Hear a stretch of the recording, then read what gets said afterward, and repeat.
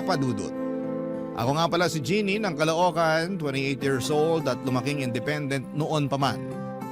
Nakapagtapos ako ng pag-aaral dahil sa pagpupursige ko. Hindi ko nga na-enjoy ang college life ko dahil puro lamang ako pag-aaral at panay ang pagtanggi ko noon na sumama sa mga kaklase ko para makahinga at mag-enjoy.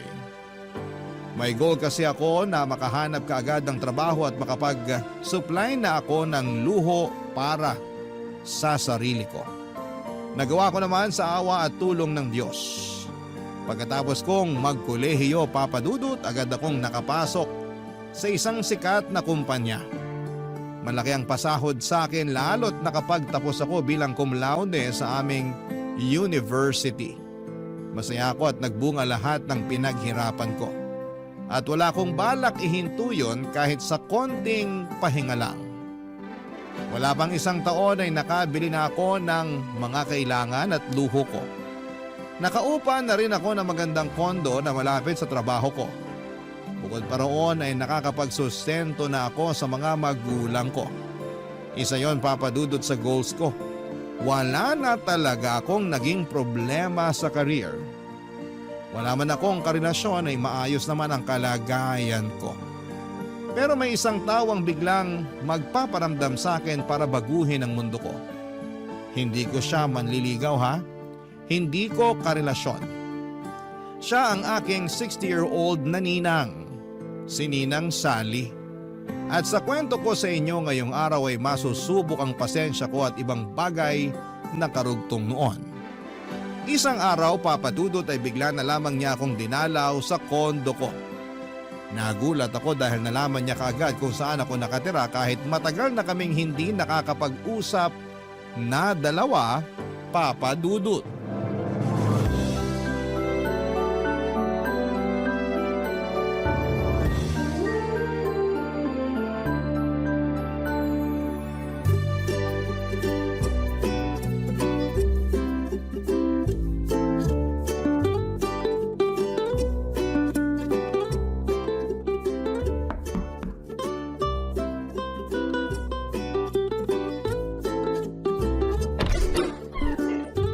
Sally! Jeannie! Akala ko na may nakalimutan mo na ako. Ano pong ginagawa niyo rito? Paano niyo nalaman kung saan ako nakatira? Papasukin mo muna ako bago ka mang intriga. Ay sige po, pasensya na Ninang. Nabigla lang kasi ako. Pasok na po kayo. Pwede bang maupo rito sa mamahalin mong sopa? Na makatikim naman ng lambot itong likuran ko. Sige lang Ninang, maupo na kayo. Ay nako! Tama nga ang iniisip ko. Malambot ang sopa mo. May gusto ba kayong inumin? Huwag ka na magabala sa maiinom ko. Napasobra na ako sa buko juice kanina dun sa jeep. Sapat pa naman itong nasa sikmura ko hanggang mamaya. Ay, napakalambot talaga nitong sopa. Ano nga ulit yung tanong mo, Jenny? Ang bilis ko lang kasing makalimot kapag masyado na akong komportable sa pagkakaupo eh. Paano nyo nalaman na nakatira ako rito? Nakapollow ako sa Facebook mo. In-add kita pero hindi mo naman in-accept. Pero mabuti na lang at nakapublic ang mga pinopost mo. Kaya nakita ko kung saan ka nakatira. Baka naman pwede mo na ako maging friend sa Facebook mo ngayon. Sige Ninang. Pag nagbukas ulit ako ng Facebook, i-accept na kita. Busy kasi kaya hindi ko maharap na asikasuhin ang Facebook account ko. Bakit nga po pala kayo nandito? Ay, wala naman. Naisip ko lang na dalawin ka. Matagal na kasi kitang hindi nakikita eh. Kumusta pala mga magulang mo? Ayos naman po. Umuwi na sila sa amin sa Bicol. Nagpapadala na lang ako sa kanila ng pang-allowance nila doon. Nakakaingit naman palang magulang mo. Kung alam ko lang ang benepisyo ng pagkakaroon ng anak, di sana nagpaanak na lang ako sa dati kong nobyo. Kayo eh. Na-enjoy nyo raw kasi ang pagkadalaga nyo, sabi ni nanay. At pagmamahal sa sarili ko. Hindi naman kasi ako nagsisisi na hindi ako nakapag-asawa. Kaya lang minsan, nakakaramdam din ako ng lungkot. Lalo na kapag nakakakita ako ng mga bata. Mahilig pa naman kayo sa mga bata, Ninang. Oo nga eh. Ikaw nga itong paborito ko. Naalala mo ba nung bata ka pa lang? Lagi tayong magkasama. Ako pa lagi ang bumibili ng candy at ice cream na maibigan mo. Naaalala ko nga po. Aba, pati yung mga laruan na hindi kayang bilhin ng mga magulang mo. Oy, ako ang bumibili noon lagi para sa'yo. Pasalamat na nga lang talaga at nakakaluwag-luwag ako nung araw. Salamat po pala ron, Ninang. Ay, walang anuman yun. Para na nga kitang anak eh. Sa'yo ko binuhos yung mga sobrang biyaya ko. Hindi ko po yun makakalimutan. Naku, dapat lang. Kasi balang araw, baka maningil ako. Biro lang. Si Ninang Sally talaga, lagi na lang nagbibiro. Ay nako, malapit na pala ang Pasko. Pasensya ka na kung hindi na kita mabibigyan tulad ng dati ha. Wala nang pangregalo si Ninang eh. Retired na kayo sa pagbibigay ng aginaldo sa akin, Ninang. Hindi na ako bata. Itago nyo na lang yung pera nyo para magamit nyo sa ibang pangangailangan ninyo. Oo nga eh. Madalas na ako magtabi para sa maintenance ko. Eh sa awa ng Diyos, nakakaraos pa rin naman. Ay, oy siya. Aalis na ako para maabutan ko pa yung pinapanood kong teleserye sa GMA. Oy, salamat sa pagpapapasok mo sa akin dito sa mamahalin mong kondo, ha? Tinulungan kong makatayo si Ninang Sally sa pagkakaupo niya sa sofa. Niyakap niya ako at sinabing proud siya sa akin dahil lumaki akong mabuti at hindi nakakalimot. Lalo pa raw siyang natuwa sa akin dahil umasenso na ako sa buhay. Hindi na raw ako aasa sa kanya sa candy at laruan.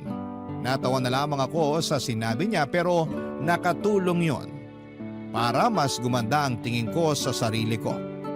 May narating na talaga ako dahil hindi na ako palaasa sa itutulong ng ibang tao.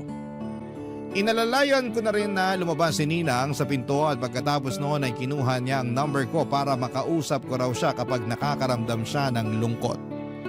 Ibinigay ko naman sa kanya para hindi na rin niya ako kulitin na i-add siya sa Facebook. Nang makuha na niya ang number ko ay umalis na rin siya. Noong nakaalis na si Ninang Sally ay naalala ko lang bigla ang naging buhay niya. Tulad ko ay umasenso rin siya noong kadalagahan niya. Kaya nga siguro ay hindi na siya nag-asawa pa dahil kontento na siya sa buhay na meron siya. Independent din siyang katulad ko at hindi umaasa sa iba.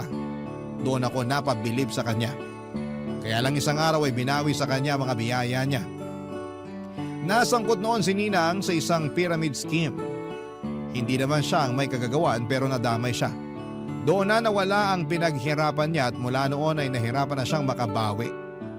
Ang alam ko ay umalis din siya ng Metro Manila para manirahan sa probinsya. Kaya nawalan na rin ako ng contact sa kanya. Hindi ko nga alam na nakabalik na pala siya kung hindi siya dumalaw sa kondo ko. At mula nung dumalaw siya ay naging madalas ko na rin siyang nakikita at nakakausap. Tulad nung nakaraang Pasko, tinawagan niya ako sa cellphone ko, Papa Dudut.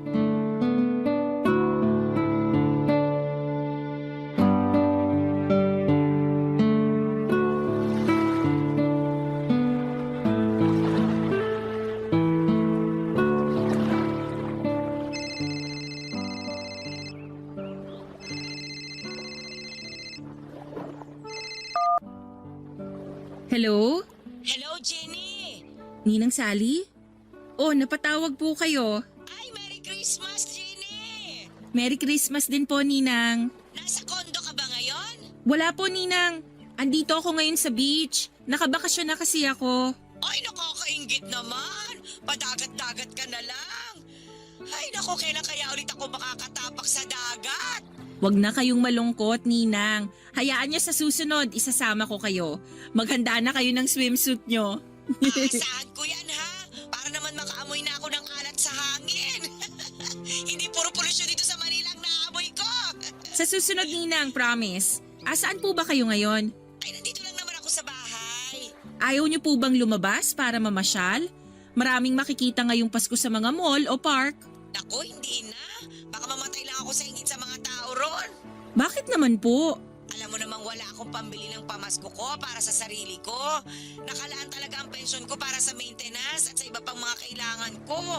Hindi kasali sa budget ang pamasko ko eh. Ganun po ba? Eh di hindi kayo maghahanda para sa Pasko. Ay hindi na. Itutulog ko na lang ito bago pa ako makaamoy ng spaghetti sa kapitbahay. Sabi ko nga sa'yo, ayoko mamatay sa inggit. Papadalang ko na lang kayo, Ninang. Ako nang bahala sa pang Noche Buena nyo. Sabihin nyo sa akin kung saan ako magpapadala para makuha nyo na. Talaga ba? Hindi ba nakakahiya na humingi ng pamasko ang ninang sa inaanak? Parang baliktad naman yata yon. Ako naman ngayon ang magbibigay ng pamasko sa inyo, Ninang. Pasalamat ko na lang sa lahat ng candy at laruan na binigay nyo sa akin nung bata ako tuwing Pasko. Uy, naiiyak naman ako sa sinasabi mo ngayon, Jeannie. Akala ko itutulog ko na lang itong Pasko. Gising kayo hanggang madaling araw ng Pasko, Ninang. Sisiguraduhin kong ma-enjoy nyo ang handa nyo. Ay, napakaswerte ko naman sa'yo, Jeannie. Ay siya, sige. Ipadala mo na lang sa number ko ang perang panghanda ko. Magkano po ba ang gusto nyo? Pwede bang 10,000? 10,000? Pang Noche Buena? Ay, wag na nga.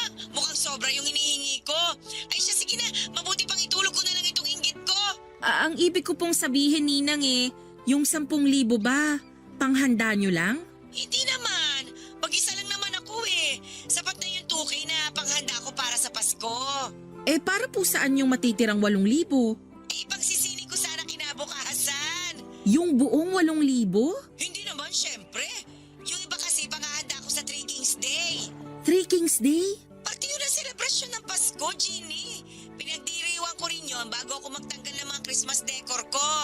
Ngayon ko lang nalaman na dapat paghandaan ng 3 Kings Day. Noche Buena at Medianoche lang kasi ang alam kong may paspaghetti at fruit salad eh. Ay, ibahin mo ang kalendaryo ko. Kung sakaling maghahanda rin kayo sa 3 Kings Day, parang sobra pa rin yung matitira sa inyo. Yung iba kasi gagamitin ko para mag-enjoy naman sa Valentine's Day. Ang advance nyo naman, Ninang. Malayo pa ang Pebrero. Gusto ko lang kasing magliwaliw at maging masaya sa Valentine's. Kahit minsan lang ba? Para naman makalimutan kong single ako at walang pamilya. Dala nga po ng awa kay Ninang Sally ay nagpadala na ako kaagad ng 10,000 sa kanya. Nadaan ako sa pagpapaawa niya tungkol sa pagiging solo at single, hindi lang sa Pasko kundi sa Valentine's Day. Naisip ko na maliit lang din naman ang 10,000 kumpara sa 13 years na pinamaskuhan niya ako. Bukod nga doon, kahit na hindi Pasko ay nagbibigay din siya sa akin basta makikita niya ako. Pagkakuha nga niya ng pera sa akin ay tumawag siyang muli para magpasalamat. Panay ang iyak niya dahil yun daw ang unang beses matapos ang napakahabang panahon na nakahawak siya ng ganon kalaking pera. Kahit papaano ay gumaan ang loob ko dahil nakapagpasaya akong muli ng tao. Lalo na't si Ninang Sally yon, Papa Dudut. Siya na ang naging ikalawang ina ko noong bata pa lamang ako. Minsan lang naman kasi ang Pasko kaya baliwala na sa akin ang 10,000 binigay ko. Kinabukasan pagkatapos kaming makapag-usap ay tinawagan niya akong muli at nagulat ako dahil nagpapadagdag pa siya ng 500 pesos. Tinanong ko kung para saan. Ang sagot niya lang sa akin ay para sa pangdagdag niya sa pagpapagawa ng postiso niya. Sinubukan kong sabihin sa kanya na mukhang kasya naman ang 10,000 binigay ko sa kanya para maisingit niya ang pagpapagawa ng pustiso niya. Pero marami siyang sinabi na dahilan kaya hinayaan ko na lamang. Muli na naman ako nagpadala ng 500 piso. Akala ko ayun na ang huli, Papa Dudut, pero kahit natapos na ang Pasko, hindi ko inaasahan na muli siyang lalapit sa akin para muling humingi. At sa mga susunod na parte ng kwento ko ay malalaman ninyo kung gaano karami na ang hinihingi sa akin ni Ninang Sally kahit na hindi naman Pasko, Papa Dudut. Barangay Love Stories. Barangay Love Stories. Sa paglipas pa ng mga araw ay hindi na ako tinantanan ni Ninang Sally. Marami siyang nilalambing sa akin na gusto niyang mabili at hindi raw niya magawa dahil matanda na siya. At wala siyang pera bukod sa maliit na pensyon na nakukuha niya. Hindi naman ako makaangal noon dahil nauunahan ako palagi ng hiya. Hindi ako nakatanggi ang hirap lalo't lagi niyang binabanggit sa akin ang mga niregalo niya noong Pasko at lalong lalo na yung mga binibigay niya sa akin kahit natapos na ang Disyembre. Para bang nagkaroon ako ng utang na loob at hindi ko alam kung paano ako makatatapos sa pagbabayad noon sa kanya. Maliit lang naman po yung mga hinihingi niya pagkatapos nung pinadala kong 10,000. Minsan 500 piso para pambayad ng kuryente, minsan naman ay 1,000 dahil na short daw siya sa pangbayad ng renta at meron naman yung tig 200 pesos. Para ipangbili ng merienda o di naman kaya ay bagong wallet dahil ayon sa kanya ay lagi siyang nakawawala o di naman kaya ay nabubutasan ng wallet. Alam na rin niya ang araw ng sahod ko at alam na rin niya kung kailan ako pwedeng tawagan para masagot ko. Sinubukan ko namang hindi sagutin noong una pero hindi niya ako tinitigilan hanggat hindi niya naririnig na mag-hello ako sa kabilang linya. At kapag hindi ko naman sinasagot agad siyang pupunta sa kondo ko. Kapag hindi ko siya pinagbuksan, kapag nagpapanggap akong wala sa kondo ay tumatambay na lamang siya sa pintuan at inaabangan ako. Mas lalo niya akong kokonsensyahin noon dahil sa paghihintay niya ng matagal. Tulad na lamang nung isang beses, sinadya ko siyang hindi pagbuksan ng pintuan pero hindi na rin ako nakatiis. Dahil alam kong hindi siya uuwi hanggat hindi niya ako nakakausap at hindi ako humaharap sa kanya, Papa Dudut.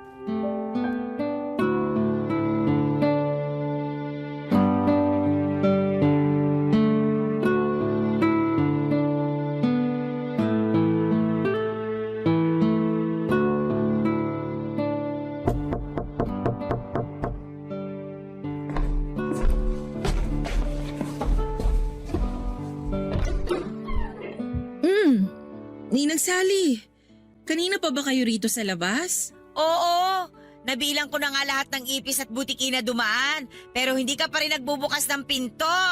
Nakatulog kasi ako ninang eh. Napagod kasi ako buong linggo kaya bumawi ako ng pahinga kanina.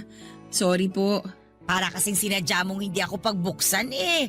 Panay ang katok ko. Tingnan mo nga itong kamao ko oh. Namumula na. Baka bukas ay magpasana ito. Alam mo naman kaming mga may edad na. Sensitive na mga balat at buto. Oh, talo pa ang sanggol. Sana po hindi na lang kayo naghintay sa akin. Umuwi na lang sana kayo. 6 na oras na ako naghintay eh. Mag-sorry ka na lang para naman matapos na ito. Sorry po, Ninang. Pwede bang pumasok muna? Ipapahinga ko lang itong likuran ko na namanhid na sa kasasandal. Sige po, pasok kayo. Maupo na po muna kayo sa sala. Ipaghahanda ko lang kayo ng maiinom. O sige, mabuti pa nga. Ay, sa wakas, naginawahan din ang likuran ko. Ginny, kapag ayaw mo na ito sa pa mo, ako na lang ang kukuha ha. Naku, matagal pa po bago ko pagsawaan yan. Kabibili ko lang yan last year. Makakabili ka pa rin naman ng bago. Ang laki kaya ng sahod mo. Hindi naman kasi ako mabilis manawa sa gamit. Pag alam kong pwede pang pakinabangan at wala pang sira, ginagamit ko pa rin. Ayaw mo lang yata talagang ibigay sa akin to sopa mo eh. Biro lang. Ginny, kahit malamig na lang na tubig ang ibigay mo sa akin. Tsaka kung pwede, buksan mo naman kahit sandali lang yung aircon mo. Para malamigan ako.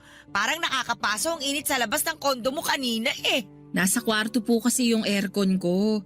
Pwede ko namang i-on na lang tong electric fan. Teka lang po, i-on ko lang. Okay na po ba yung hangin ng electric fan, Ninang? Number 2 lang tong pinihit ko. Gawin mo ng number 3. Tsaka kung pwede, orderan mo na rin ako ng panghapunan ko. Sabay na tayong kumain dito bago ako umuwi. Dito na kayo kakain? Ay oo, para may kasabay ka. Tsaka ayoko pang umuwi eh. Marami pa ako makakasabay sa bus. Mamaya na lang kapag humupa na yung dami ng tao. Gagabihin kayo niyan pag hindi pa kayo umalis ngayon, Ninang. Baka mahirapan kayong makasakay pag alanganin na yung oras ng alis nyo rito. O edi, i-book mo na lang ako ng masasakyan. Uso naman yun ngayon. Parang susumpungin din kasi itong rayuma ko eh. Ewan ko ba? Ngayon lang ulit yata ako susumpungin ng rayuma. Siguro dahil sa matagal kong pagkakaupo sa sahig dyan sa labas. Sige po, ibubuk ko na lang kayo ng masasakyan pa uwi mamaya. At saka magpa-deliver ka na rin sana. Gutom na ang ninang mo. Ano po bang gusto nyo? Ay, gusto ko sana isang bucket ng fried chicken. Tapos isang order ng ginisang ampalaya para pambalansi sa manok ba? Sige po. Ay, naku, napakabait talaga nitong inaanak ko. Oo, pagpalain ka ng Diyos. Salamat po, Ninang. Jeannie, hindi ba talaga pwedeng makaabot yung lamig ng aircon sa kwarto mo dito sa sala? Baka naman pwede. Buksan mo lang siguro yung pinto ng kwarto mo para makalabas yung lamig dito sa sala. Pero yung ginagawa ng ibang kakilala ko may aircon eh. Susubukan ko po. Meron pa po ba kayong gusto para maihanda ko na? Ay, wala naman na. Magpapahinga lang ako rito sa sala mo, tapos hihintayin ko na lang yung hapunan natin. Uy, Jeannie, salamat ulit ha. Para na talaga kitang anak. Parang anak. Parang nag-init ang tenga ko sa sinabi ni Ninang Sally. Hindi na nga anak ang turing niya sa akin at para na akong bangko o ATM.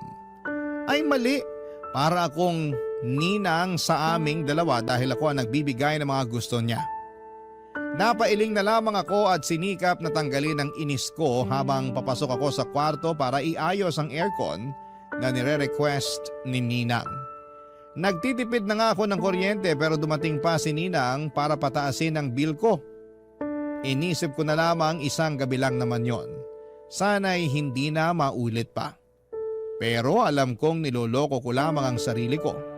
Alam kong uulit siya dahil may kasalanan din na roon. Hinayaan ko siyang makalapit ng husto sa akin. Hinayaan ko siyang ipamukha sa akin na minsan ay tinulungan niya ako. Hindi tuloy ako makaalis sa obligasyon ko sa kanya dahil doon. Sinamahan ko siya sa sala habang naghihintay sa hapunan namin, Papa Dudut. Marami na naman siyang kwento tungkol sa mga niregalo niya sa akin at hindi ko na nga tanda yung iba. Ang nakakalungkot lang ay tanda pa niya ang lahat. Ibig sabihin lamang noon para sa akin ay gusto niya yung isumbat sa akin balang araw. Lahat ng tinulong niya sa akin. At dumating na nga ang araw na yon na isumbat na niya ng pasimple ang mga ibinigay niya sa akin, Papa Dudut. Wala ko nagawa. Hindi ko naman masabi sa kanya na mali na ang ginagawa niya lalo't alam kong may pagkasensitive siya. Lagi nga niyang nakakasamaan ng loob noon si nanay dahil sa pagiging balat sibuyas nito. Nagkakaayos din naman sila pero napansin ko noon na habang lumalaki ako ay tipid na kung makipag-interact si nanay sa kanya. Noong nagkaedad lamang ako, nakaunawa kung bakit nagkaroon ng lamat ang relasyon nilang dalawa, Papa Dudut.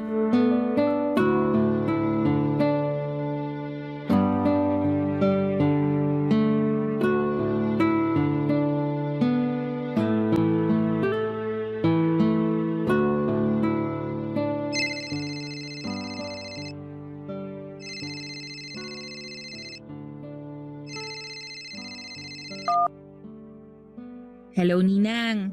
Hello, Jeannie. Oy, mabuti naman at sinagot mo na ang tawag ko. Ay, nako. Sorry po, naka-silent kasi tong phone ko kaya hindi ko narinig na tumatawag pala kayo. Andito pa kasi ako sa office eh. Marami pa akong tinatapos. Ay, nandiyan ka pa pala.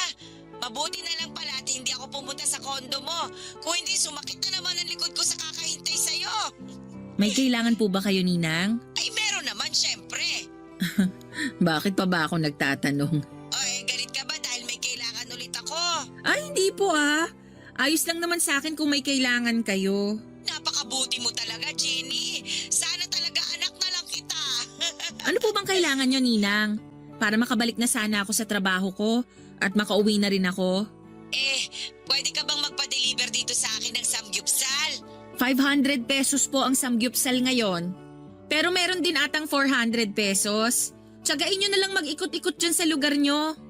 Hindi ako kakain sa mismong samgyupsalan. Gusto ko sana magpa-deliver ka rito sa bahay ko ng lutuan. Yung butane ba? Tsaka may karne pang samgyupsal. Damihan mo ang lettuce at kimchi ha. Para pangbawas kasalanan sa mga karne na kakainin ko.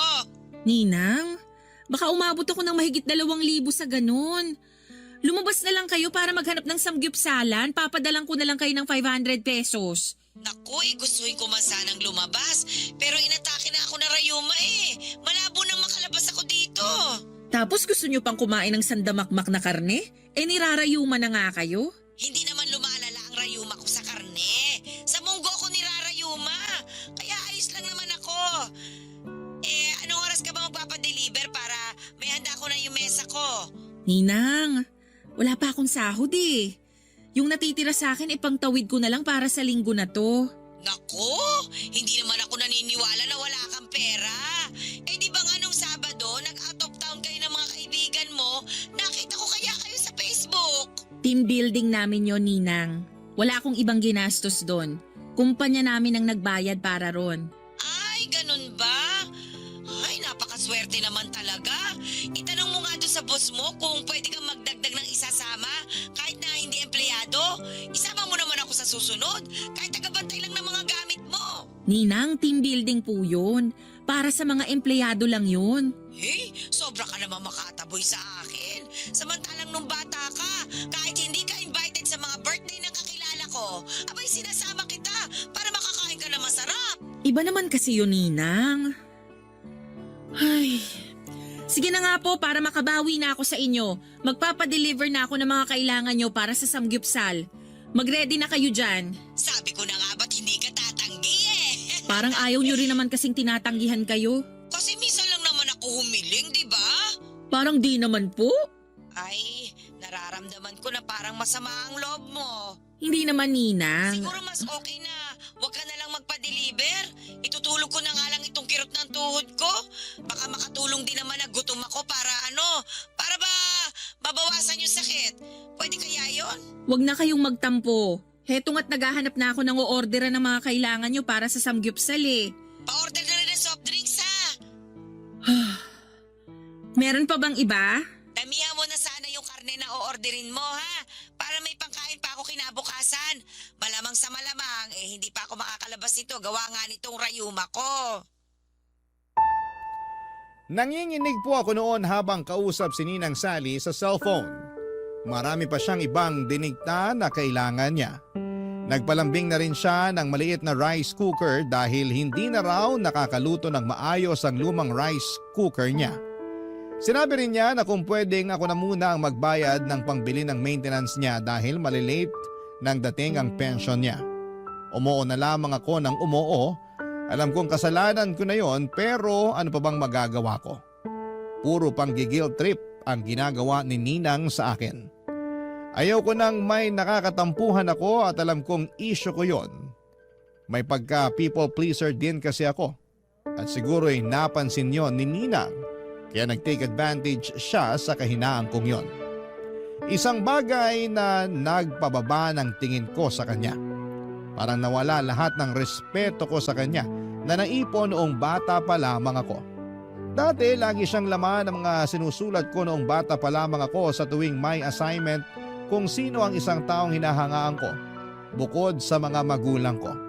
Si Ninang Sally lagi ang bida roon. Alam niya yon lahat kaya nga mas napalapit siya sa akin. Wala akong ibang nakitang masama sa kanya noon. Maliban nung tumanda na ako at nakita kung paano niya ako inaabuso lalo na pagdating sa pera. Parang gusto ko tuloy balikan ang nakaraan. Balikan noong time na nagsusulat ako ng mabubuting bagay sa kanya. Parang gusto kong burahin lahat ng iyon at baguhin sa nakikita kong ugali niya sa kasalukuyan. Pero alam kong wala na akong pwedeng magawa pa roon, Papa Dudut. Ang pwede ko na lamang gawin ay tanggapin na lamang na tumanda na ako at nakita ko na ang totoong ugali ng taong hinahangaan ko noon, Papa Dudut. Barangay Love Stories. Barangay Love Stories. Nagpatuloy pa rin si Ninang Sally sa paghingi. Hindi siya makaramdam na dapat ay umawat na siya sa kakahingi. Hindi ko talaga alam kung saan siya noon nakakakuha ng lakas ng loob at kapal ng pagmumukha niya para patuloy na isahod ang kamay niya sa akin. Hindi ko nga magawang isumbong yon kina nanay at tatay ang ginagawa ni Ninang. Alam kong kagagalitan lamang nila ako at paniguradong magtatampo pa nga ang mga yon dahil parang mas malaki pa nga ang nakukuha ni Ninang Sally kesa sa kanilang mga magulang ko. Yun na rin ang naging dahilan ko noong mga sumunod kung bakit iniiwasan ko na si Ninang. Patuloy ko lang na iniisip na mas importante at mas dapat kong bigyan ang mga magulang ko kesa sa kanya. Nakakaya ngang isipin para kay Ninang dahil mas demanding pa nga siya kesa sa mga magulang ko. Ang mga magulang ko kung ano lang ang iabot ko ay pagpapasalamat na nila yon at makokontento. Pero iba si Ninang Sally, hindi siya marunong makontento hanggat alam niyang unlimited ang tsansa para makahingi sa akin ay inaabuso niya ang pagkakataong yon. Isang araw ay nagpigil na talaga akong sagutin ang mga tawag niya kahit na anong katok niya noon sa kondo ko ay hindi ko na rin siya pinagbubuksan. Tiniis kong hindi makaramdam ng konsensya sa tuwing napapakinggan ko ang hirap niya sa pagkatok. Napapagod din naman siya at umaalis na. Umuulit nga lang siyang pumunta kinabukasan pero ganoon pa rin ang ginagawa ko kahit mabulok na ako sa loob ng kwarto ko sa kondo. Hindi ako lumalabas para maiwasan na siya. Alam kong mapapagod din siya at makakaramdam na. Hanggang sa isang araw ay hindi na niya ako tinawagan sa cellphone, isang araw ay hindi na siya kumatok pa sa kondo ko. Nakahinga na ako ng maluwag. Hanggang isang araw, sa trabaho ko na siya biglang nagpakita.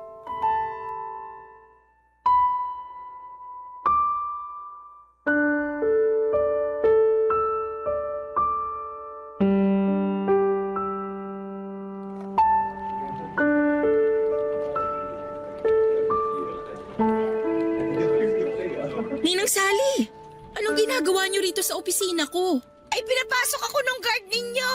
Sabi ko kasi sa kanya, ako ang nanay mo at may iaabot lang ako. Bakit naman po kailangan magsinungaling kayo sa guard? Mapapahamak ako sa ginagawa niyong yan eh.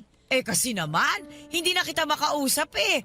Panay ang tawag ko sa'yo, pero hindi ka naman sumasagot. Busy kasi ako, Ninang. Halos hindi ko na nga mahawakan ng cellphone ko kasi puro na lang ako computer dito sa trabaho. Eh ano bang rason mo kung bakit hindi mo ako pinagbubuksan ng pinto doon sa kondo mo? Lagi akong wala sa kondo kasi madalas naka-OT ako rito sa office. Sinungaling! Hindi po ako sinungaling. Akala mo ba hindi kita naririnig sa loob ng kondo mo? Matanda na ako at malabo ang mga mata. Pero klaro pa rin ang pandinig ko. Ilang beses kaya kitang narinig doon sa kondo mo na palakad-lakad. Ninang, baka naman yung mga daga ang naririnig nyo na palakad-lakad sa kondo ko. Ay nako, huwag mo nang lusutan. Napapahiya ka lang eh. Alam ko namang iniiwasan mo na ako. Kaya ba kinumpronta nyo na lang ako dito sa trabaho ko? Eh parang ganun na nga. Pero mas gusto ko makita ang pinagtatrabahuhan mo. Aba, tama nga ako. Asensado ka na. Maganda itong opisina mo oh. Mukhang mayayaman ang mga empleyado rito. Tama nga talaga ako. Malaki nga ang sahod mo. Hindi naman ata tama na pag-usapan ng sahod ko, Ninang. Tama ka. Mali nga ako ron. Ay, pasensya ka na kung dumiretso ako rito ha. Nalulungkot lang kasi ako sa bahay eh. Ang hirap mag-isa sa buhay. Kung gusto nyo po, pwede kong tawagan si nanay para makapag-usap kayo. Magkwentuhan kayong dalawa. Alam ko gusto ka rin niyang makausap ulit. Ay, wag na. Wag mo na rin babanggitin sa nanay mo na inaabutan mo ako, ha? Baka magselos yun at pagbawalan ka ng bigyan ako. Sige po. Salamat, ha? Sa atin na lang sana itong pagbibigay mo sa akin ng pera.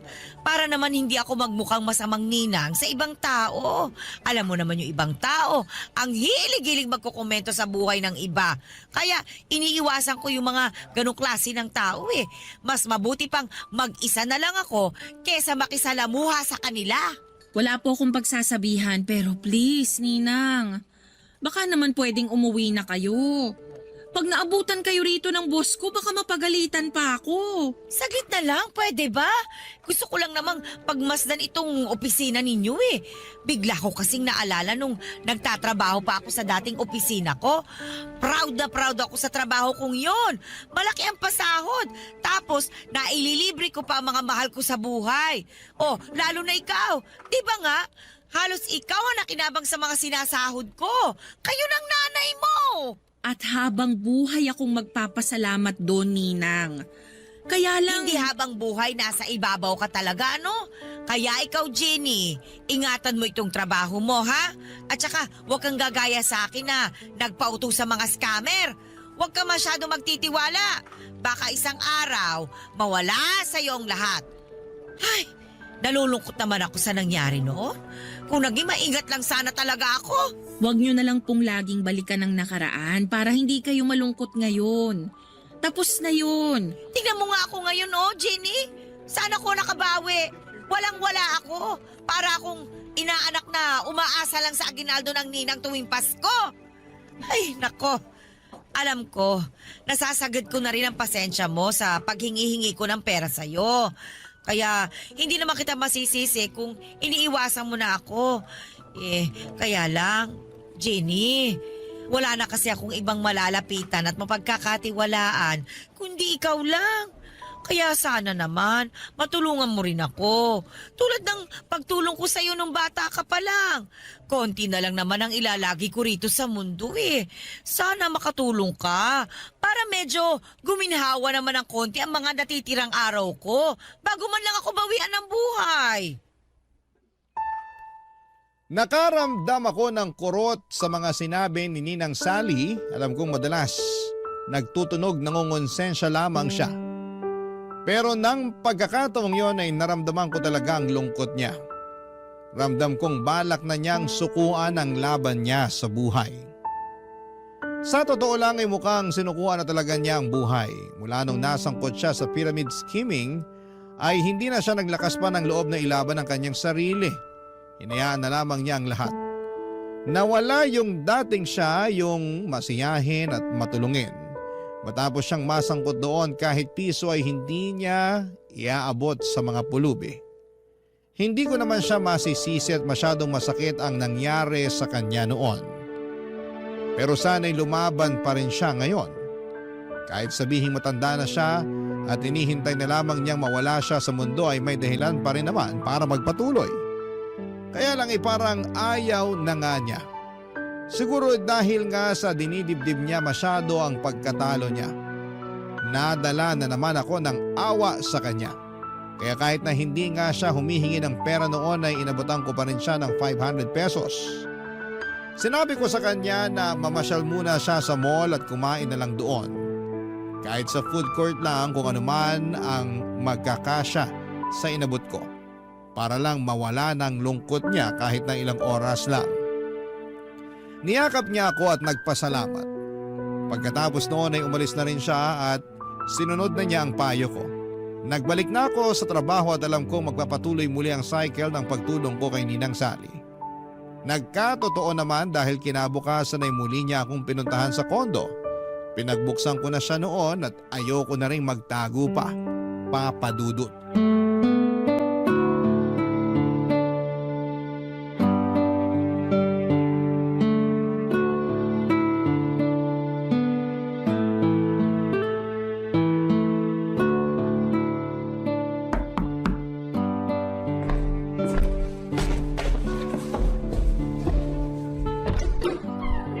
Wow! Hindi mo na ako tinataguan, ha? Pinagbuksan mo na rin ako ng pinto. Pasok po kayo, Ninang. Ay, salamat, Jenny. Maupo na po kayo sa paborito ninyong sofa. Alam kong na-miss nyo yan. Gustuhin ko man, pero napagod na ako sa kakaupo sa jeep kanina. Inabutan ba naman ako ng matinding traffic? Kaya tatayo na lang muna ako. Sige po, kayong bahala. May gusto po ba kayong kainin? May natitira pa akong sisig sa ref. Pwede kong initin para makakain kayo. Ay, hindi na. Nakakahiya naman. At saka, saglit lang naman ako rito. May kailangan lang talaga ako. Ano po ba yon? Ano kasi, gusto kong manirahan sa Thailand. Thailand? Andun kasi yung dati kong katrabaho. Sinabi niya na tumira na lang daw ako doon kasama niya. Hindi rin kasi siya nakapag-asawa. Nalulungkot na nga raw siya dahil mag-isa lang siya ron, samahan ko na raw. Pwede naman po para bagong environment sa inyo. Saka baka ron kayo makapagsimula ng bagong buhay. Yan din nga ang iniisip ko. Hindi na ako makakapagsimula ng bagong buhay dito sa Pilipinas. Malabo na. Kaya baka sa ibang bansa na ang swerte ko. Susuportahan kita, Ninang. Tama, lumipat na kayo ron. Susuportahan mo talaga ako? Full support naman ako sa mga desisyon nyo sa buhay, Ninang Pwede bang suportahan mo rin ako sa mga gastusin ko sa pagpunta ron sa Thailand? Po? Bigyan mo ako ng pera para maproseso ko yung pagtira ko sa Thailand. O kaya naman, kahit bigyan mo lang ako ng 50,000 para pamasahe ko. At saka, ekstrang pera na rin habang hindi ko pa alam ang gagawin ko ron. Pwede naman ako mag-TNT doon, di ba? Marami namang gumagawa noon. Gusto nyo pa talagang maging illegal ang pagstay nyo sa Thailand? Kung pang-illegal lang ang aabuti ng budget mo, tatanggapin ko na lang. Ako na lang ang didiskarte para maging legal balang araw ang paninirahan ko ron. Siguro naman sapat na yung 50,000 na ibibigay mo. Pero kung may extra ka, 60,000 mo na. Ang hirap kayang mabitin doon. Wala kasi akong ganyang halaga sa bangko ko, Ninang. Ganun ba? Paano kaya kung mag-loan ka na lang? Kasi papayagan ka naman kagad ng bangko mo na umutang. Lalo na kapag nalamang maganda ang trabaho mo. Ayoko pong magkaroon ng utang, Ninang. Huli na naman ito, Jenny. Makakahinga na rin ang bulsa mo kapag nakaalis na ako ng Pinas. Pag wala na ako rito, makakaipon ka na. Hindi mo na ako poproblemahin. Hindi na ako hihingi Dapat nga po hindi ko na kayo pinoproblema Kasi hindi ko naman po kayo obligasyon. Ang sakit mo namang magsalita. Nagsasabi lang po ako ng totoo. Gusto mo rin ba akong magsabi ng totoo? Alam mo ba, nung bata ka pa lang, umutang sa akin ang nanay mo para ipang negosyo nila ng tatay mo. 20 milyon, tanda ko pa. Ang sabi niya, babayaran daw ako pag lumago na yung negosyo nila ng tatay mo. Pero hindi nangyari yon. Mabilis lang silang nalugi. Kaya hindi na nila ako nabayaran hanggang ngayon. Kaya nga ilang na ilang ang nanay mo sa akin Dahil alam niyang may atraso pa sila ng tatay mo sa akin. Pero hindi ko na siningil pa yon. Hinayaan ko na lang. Kahit nga ako na yung nawalan noon, hindi ko pa rin sila nilapitan kasi alam kong wala rin naman silang maibabalik sa akin. Tulong ko na yun sa kanila. Hindi ko na iniisip na utang nila yun sa akin. Ay, hindi ko po alam ang tungkol dyan, Ninang. Wala naman po silang nabanggit sa akin. Sorry po. Hindi mo nga talaga malalaman kasi bata ka pa naman noon. Paglalaro lang naman ang alam mo at paghingi sa akin ng candy at laruan sa tuwing nakikita mo ako. Gustuhin ko mang masuklian lahat ng ginawa at binigay niyo sa akin noon. Pero hindi ko po kaya. Sana maintindihan niyo po. Ay nako, paano na kaya ako? Paano ako makakapunta nito sa Thailand? Bigla akong nahiya nang malaman kong malaki pala ang naging utang ni nanay kay Ninang. Para ako nakonsensya dahil sa mga nalaman ko. Kaya naman pala umiiwas si nanay kay Ninang dahil may atraso sila noon. Mali ang balitang nakarating sa akin na masyado raw sensitive si Ninang. Kaya iniiwasan siya ni nanay. Gusto kong makaramdam noon ng inis sa mga magulang ko pero matatanda na rin sila at kailangan na rin ng pangunawa. Parang ako talagang naipit sa sitwasyon nila. Hindi ko naman kasalanan ng mga nangyari pero parang ako ang umako sa pagbabayad ng lahat. Kaya pala malakas ang loob ni Ninang Sally na humingi ng humingi sa akin dahil alam niyang may karapatan siyang gawin yon. Dahil may utang ang mga magulang ko sa kanya. Malaking halaga na nga ang naibigay ko sa kanya noon at pwedeng masabing bayad or bayad na dapat ang utang ng mga magulang ko sa kanya. Kaya lang sa puso ko, parang gusto ko pa siyang tulungan. Kaya naman nag-decide ako na sa huling beses ay bigyan ko siyang muli ng aginaldo.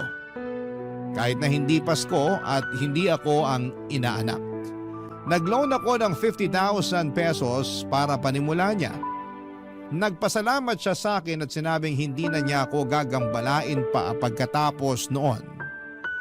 Nang nakaalis na siya ng bansa, saka ako kinausap ang mga magulang ko tungkol sa utang nila kay Ninang Sally at doon ko nalaman na hindi pala totoo ang sinasabi ni Ninang na utang nila. Gumawa lang pala siya ng kwento para kaawaan ko siya at abutan ng pera.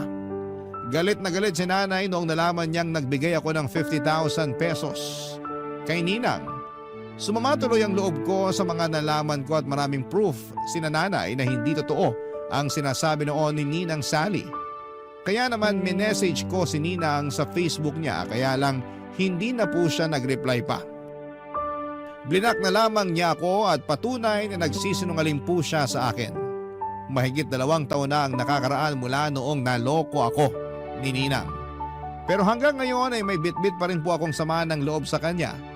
Tinangay niya ang 50,000 pesos ko.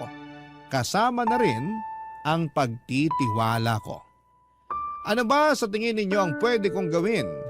Gusto ko sanang mabawi ang 50,000 sa kanya at pagbayarin siya sa mga ginawa niya sa akin pero hindi ko alam kung nasaan siya ngayon.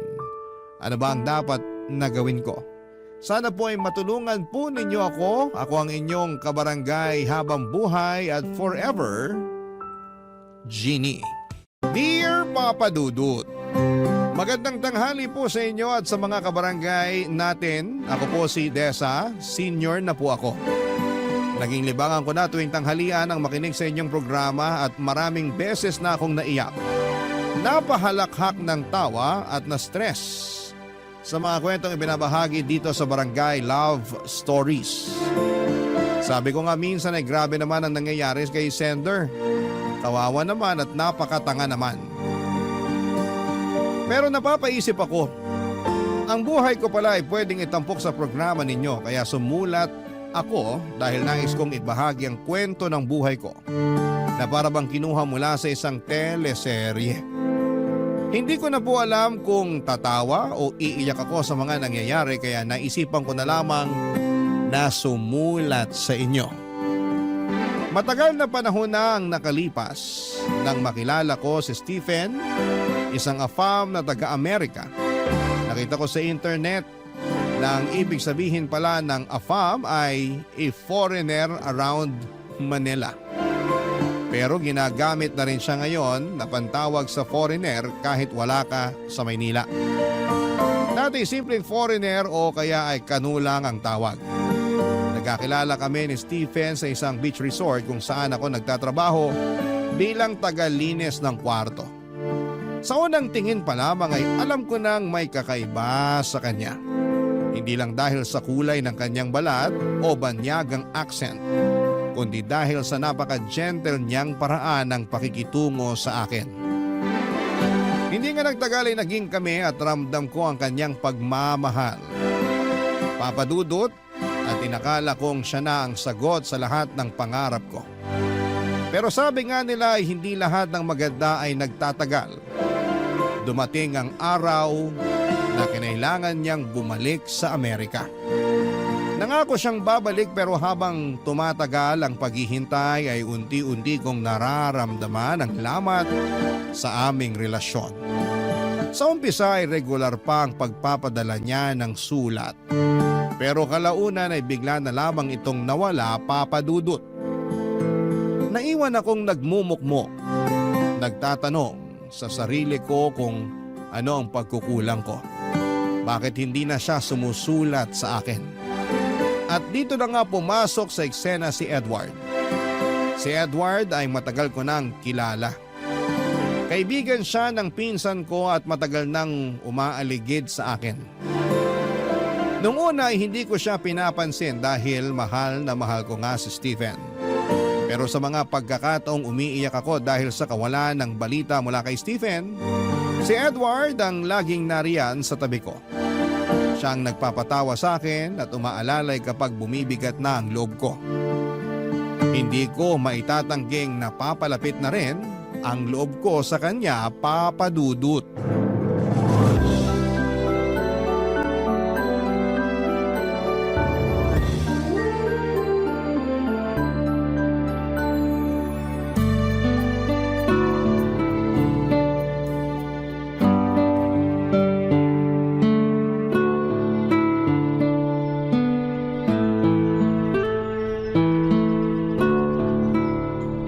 Desa, parang kanina ka pa nakatulala dyan ah. Bagong taon na pero ganyan ang mukha mo. May problema ka ba? Okay ka lang ba? Halata ba talaga may problema ako, Edward? Heto, hindi ako sinungaling ha. Pero halatang maganda ka pa rin. Bolero ka talaga, Edward. Totoo naman na maganda ka. Kaya nga gusto kita eh. Pero teka ha, hindi lang dahil sa maganda ka, kundi dahil mabait ka. Ewan ko sa'yo. Ito talaga, totoo ang sinasabi ko, Desa. Ayaw mong maniwala sa akin? Siguro kung yung foreigner mo ang nagsabi sa'yo ng maganda ka at mabait, tsak na naglulupasay ka na sa kilig dyan, hindi ba? Siyempre naman, iba kasi kapag yung Prince Charming mo nagsabi nun. Aray naman, ibang klase ka talaga. Kung Prince Charming siya, ano ako sa'yo? Naku, baka may masabi akong hindi maganda.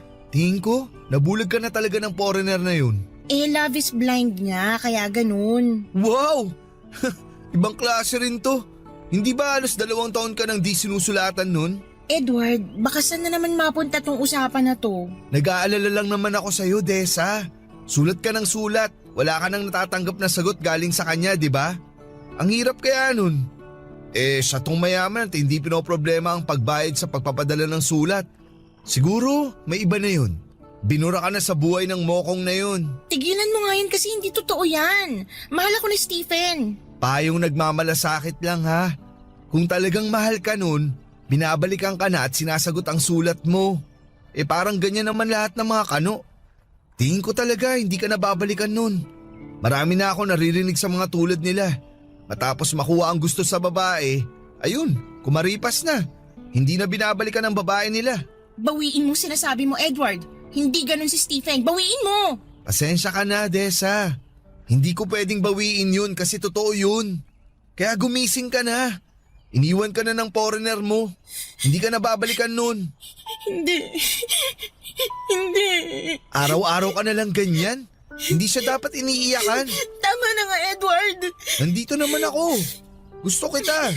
Hindi ko gagawin yung ginawa sa'yo ng lalaki na yun. Hindi. Mahal ko si Stephen. Pwede ba? Hindi kita gusto. Ako lang ang lalaking nagmamalasakit sa'yo. Ako ang nandito sa'yo ngayon oh. Bigyan mo naman ako ng pagkakataon na mahalin kita. Edward, ilang beses ko bang sasabihin sa'yo na babalikan ako ni Stephen? Kung talagang babalikan ka at mahal ka nun, bakit hanggang ngayon wala pa rin? Huwag ka nang umasa dun. Nasa kabilang mundo yun. Hindi ka nakakasiguro kung talagang mahal ka nun kasi hindi mo nga siya nakikita. Basta, babalik siya para sa akin. Babalikan niya ako. Ilang beses mo na rin yung sinasabi, pero wala. Alam mo, wala kang pake. Umalis ka na nga. Huwag mo akong lalong binibwisit. Hindi naman kita binibwisit. Kung pera lang ang gusto mo sa kanya para maiahon kayo sa kahirapan, kaya ko yun. Ano? Nagsisimula na ako ng sarili kong negosyo. Kita mo naman, lumalaki na to. Kumikita. Grabe ka. Tingin mo ba sa akin mukhang pera? Nabibili? Hindi sa ganun. Pero aminin natin, kailangan natin ng pera. Ng buhay na masagana. Ayaw ko rin mag-asawa kung hindi ko kayang buhayin ang pamilya ko. Kaya nga ngayon nandito ako sa'yo at sinasabi ko to kasi handa na ako. Kaya na kitang buhayin at ang mga magiging anak natin. Edward, pasensya ka na. Pero si Stephen ang mahal ko. Siya lang. Tsaka gusto ko talaga na iisang lalaki lang. Teka, pasensya ka na sa sasabihin ko. Pwede kasing pampalipas oras ka lang ng Stephen na yun. Basta ako, mahal kita. Nandito lang ako para sa'yo. Grabe ka. Sa totoo lang talaga tayo, Desa. Basta, nandito lang ako. Ilang beses na ako nagsabi sa'yo na gusto kita. Hindi man asultong mga mata ko, pero sa'yo lang tumitingin to. Pero, hindi rin pwede na maghihintay ako sa wala. Kaya pag-isipan mo na tong aloko. Kasi totoong mahal kita, Desa. Huwag ka nang umiyak. Sige, hindi na kita iistorbohin. Aalis na ako. Simpleng babae lang po ako noon, Papa Dudut. Tahimik po ako at walang ibang pangarap kundi ang makahanap ng taong magmamahal sa akin ng totoo. Buong akala ko talaga na si Stephen na yon, pero dahil sa tagal na hindi siya nagparamdam, ay parang sinasabi nito sa akin na pinapaniwala niya lamang ako na mahal niya ako.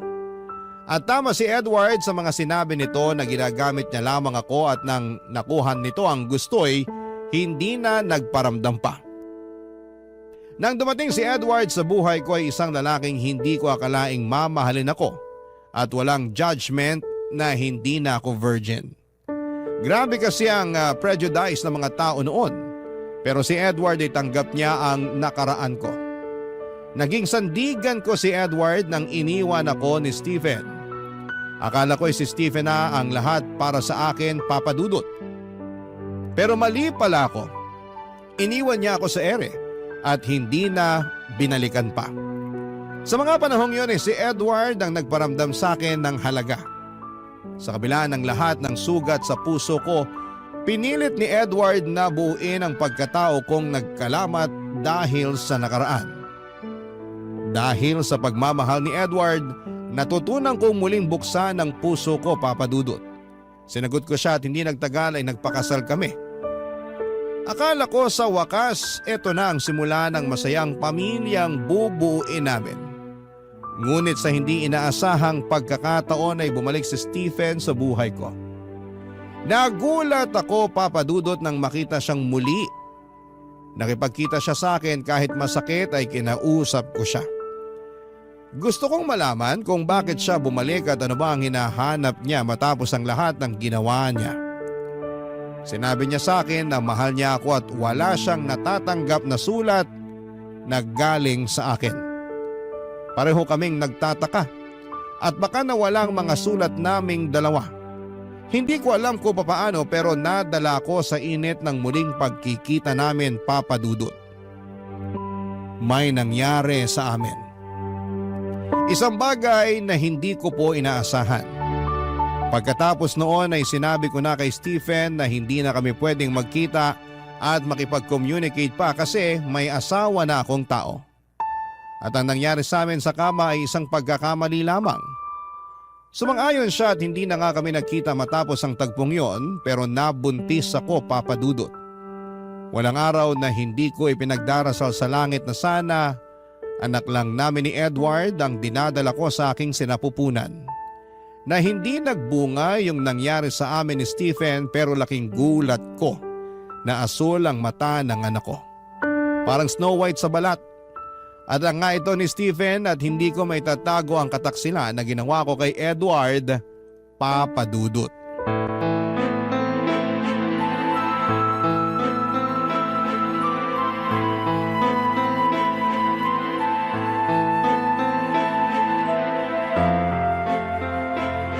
Han, kausapin mo naman ako. Paano mo nagawa sa akin to? Paano? Sorry. Pinagmumukha mo akong tanga. Han, huwag kang sumigaw. Baka magising yung bata sa kwarto. Anong kaibangan tong ginawa mo? Ano na lang sasabihin ng mga tao? Nasalisayan ako ng isang kano? Wow! Han, sorry na. Sorry? Kaya ba ng sorry mo na bawiin ang lahat? Ginawa ko naman ang lahat, Desa. Naging mabuti akong asawa sa'yo. Ayoko sanang sabihin to pero naging mabuti ang kalagayan mo nang pinakasalan kita. Nagsumikap ako para maging maayos ang buhay natin. Naging tapat ako sa'yo pero ito ang igaganti mo sa akin? Gusto ko lang naman kausapin siya. Yun lang naman ang dahilan kung bakit ako nakipagkita sa kanya eh. Gusto ko lang malaman kung bakit hindi niya sinasagot yung mga sulat ko noon. Nagkita pala talaga kayo ng kanong yun? Nagpauto ka naman sa mga sinabi niya. Tapos tumihaya ka. Hindi pa ba ako sapat? Gusto mo talaga sa ganung lalaki? Ibang klase ka rin talaga. Anong pinagkaiba mo sa ibang babaeng nagbebenta ng aliw? Sa ginawa mo, mas masahol ka pa sa kanila. May gana ka pang sampalin ako? Ikaw tong nagtaksil? Ikaw tong nangloko sa akin? Hindi ako bayaran, Edward. Eh kung hindi ka bayaran, anong ginawa mo?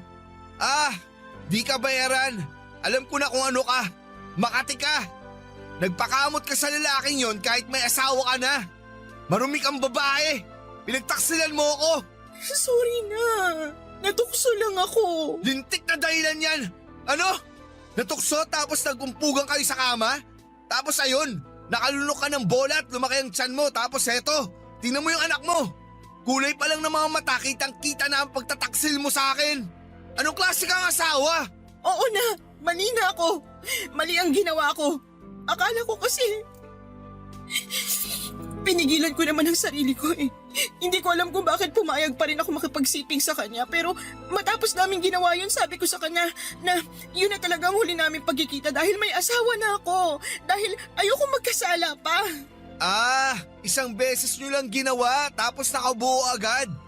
Ang talas pala ng anong yun. Eh di doon ka na. Grabe naman yung matras mo na yan. Gusto talagang magpalahi. Gusto mo palakpakan kita, Desa? Magtatawag ako ng mga kapitbahay para pumalakpak kami sa ginawa ninyo. Edward. Saka isang beses o maraming beses man yan, nagkasala ka. Nagtaksil ka at yung anak mong yan ang ebidensya ng pagtataksil mo sa akin. Edward, patawad. Ang sakit, Desa. Hindi mo alam kung gaano kasakit. Hindi kita masisisi kung galit ka. Siguro nga, maghiwalay na lang tayo. Hindi akong babae para sa'yo. Ano? Kasi nga ang bait-bait mo sa akin eh. Ginawa mong lahat para sa akin pero itong sinukli ko. Ayoko naman na magsama tayo at araw-araw mo ipapamukha sa akin ang nagawa ko. Ayoko na araw-araw na makikita mong anak ko sa pagkakasala. Kaya siguro, maghiwalay na lang tayo. Hindi. Hindi tayo pwede maghiwalay. Pero, nagkasala ako sa'yo. Nagtaksil ako. Sandali! Huwag tayo magpadalos-dalos. Hindi ko rin kayang mawala ka. Eh anong gagawin ko?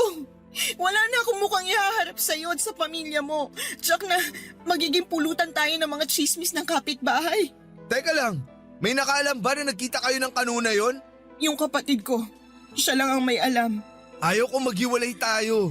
Basta ipangako mo sa akin na hindi ka nagagawa pa ng bagay na ikakasama at ikakasira ng relasyon natin. Han? Mahal mo naman ako, hindi ba? Oo naman, mahal kita. Kalimutan na natin ang lahat.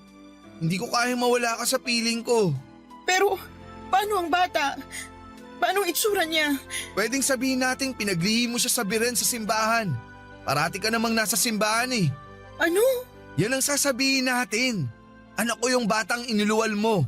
Ako ang ama, pero ipinaglihi mo siya sa mga santo.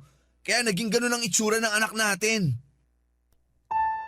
Nagulat ako sa mga pahayag ni Edward ng gabing yon, Papa Dudut. Mahal na mahal ako ng asawa kong si Edward pero nasaktan ko siya ng todo dahil sa isang katotohanan na hindi ko na kayang itago. Masakit kay Edward na malaman na iba ang ama ng anak namin. Ramdam na ramdam ko ang sakit at pighati niya sa tuwing tinitingnan niya ang aming anak. Wala akong magawa kundi ang umiyak at tumingin ng tawad sa kanya, Papa Dudut. Hindi ko rin kayang saktan si Edward ng tuluyan lalo na't alam kong mahal na mahal niya ako. Kahit pa masakit para sa kanyang nangyari ay sinabi niyang hindi niya ako kayang iwanan. Matapos nga ang pag-uusap na yon ay hindi na niya ako sinumbatan pa. Hindi niya ako tinulak palayo. Pero alam kong bawat araw na kasama niya ako ay isang mabigat na laban yon para sa kanya. Sa kabila ng lahat ay naaawa ko kay Edward. Alam kong hindi niya deserve ang ginawa kong pagtataksil. Kaya naging mabuting asawa ko sa kanya at kinalimutan ko na ng tuluyan na may isang Stephen akong minahal. At para sa aming dalawa ni Edward, ang anak ko ay galing sa dugot laman namin ni Edward. At pinaglihi ko lamang ang bata sa mga birhen na nakikita ko sa simbahan. Siguro ay nakuha ni Edward ang ideya na ito noong pinag-aaralan niya sa high school yung tungkol kay Maria Clara sa libro ni Dr. Jose Rizal. Ibang klase ang pagmamahal ni Edward. Walang katumbas ang paglimot niya sa mga kasalanan ko at pagpatuloy sa pag-ibig na kanyang ibinigay sa akin ng mga panahon na kahit nasasaktan siya ay patuloy pa rin siya sa pagmamahal, Papa Dudut. Barangay Love Stories. Barangay Love Stories. Papa Dudut, si Edward po ay hindi lamang asawa ko. Naging tagapagligtas ko siya sa pinakamadilim na bahagi ng buhay ko. Sa kabila ng pagkakamali ko ay tinanggap niya ang lahat. Siya ang tumayong ama kay Scarlett kahit alam niyang hindi niya ito dugo. Hindi niya kailanman itinuring na hadlang ang katotohanan yon. Sa halip ay niyakap niya si Scarlett na parabang siya mismo ang nagbigay buhay sa kanya. Hindi ko kayang sukatin ang laki ng sakripisyo ni Edward para sa amin. Napakabuti niyang tao at kahit gaano kasakit ang nagawa ko, pinili niyang manatili para maging asawa ko at ama ni Scarlett. Hindi na namin pinag-usapan pa ang tungkol sa aking pagkakamali. Hindi dahil sa pag-iwas kundi dahil mas pinili naming ituon ang panahon at lakas namin sa mga bagay na mas mahalaga. Sa pag-aalaga kay Scarlett at sa muling pagbuo ng aming pamilya, ang sentro ng aming mga oras. Sa kabila ng mga bulong-bulungan ng mga kapitbahay sa tunay na ama ni Scarlett ay hindi nagpatinag si Edward. Pinangalandakan niya sa lahat na anak niya si Scarlett at pinagbantaan pa. Nakakasuhan ang mga nagsasabing hindi niya anak si Scarlett. Matapos ang ilang taon ay nagkaanak din kami ni Edward. Nakita kong masaya siya at pantay ang tingin niya sa mga anak ko. Kaya naman sa aspetong yun ay sobrang nagpapasalamat ako kay Edward. Pero habang lumalaki si Scarlett at nagkakaisip, ay hindi maiwasan na magtanong ito sa kanyang itsura. At gaya nga ng sinabi ni Edward ay pinaniwala namin ang bata na pinaglihi ko siya sa birhen at kami naman ni Edward ay hindi na namin pa napag-usapan ang tungkol sa pangangaliwa ko noon at ang tungkol kay Stephen, Papa Dudut.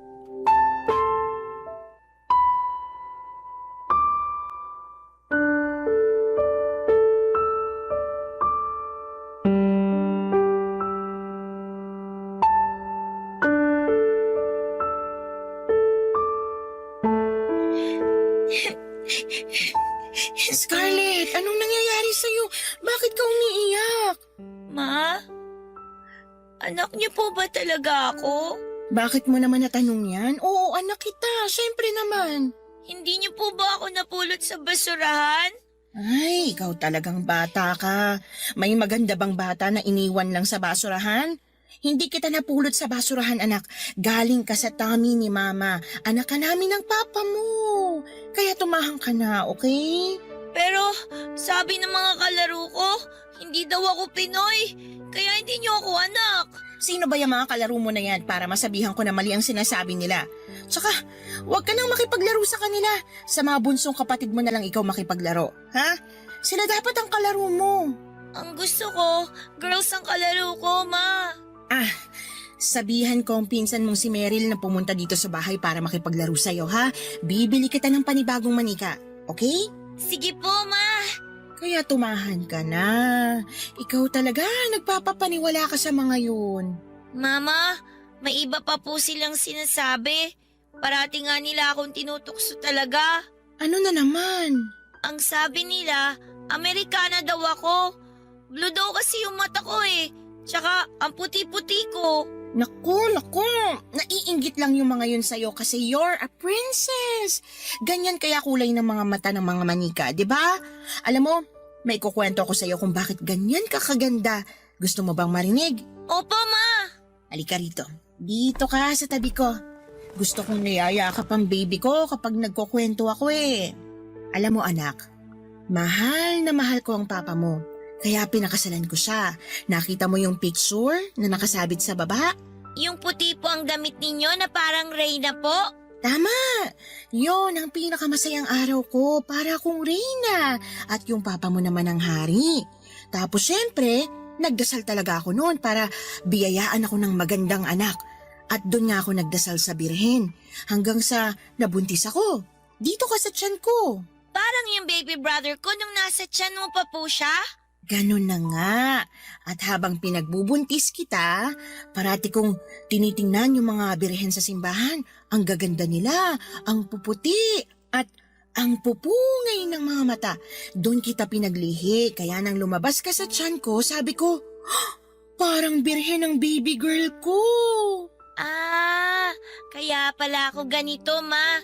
Sa inyo talaga ako galing? Siyempre, dito ka sa tummy ni Mama. Naniniwala ka na ba? Opo, Ma. Naku, parang ang seryoso ng mag-ina ko ah. Ano bang pinag-uusapan yung dalawa? Papa, Kinuwento ni Mama na pinaglihi daw po ako sa santo, kaya ganito po yung itsura ko. Oo anak ko.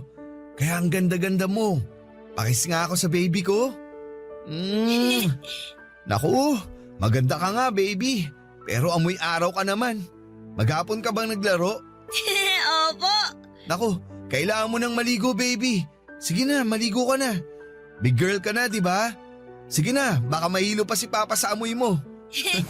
Sige po, Papa, maliligo na ako.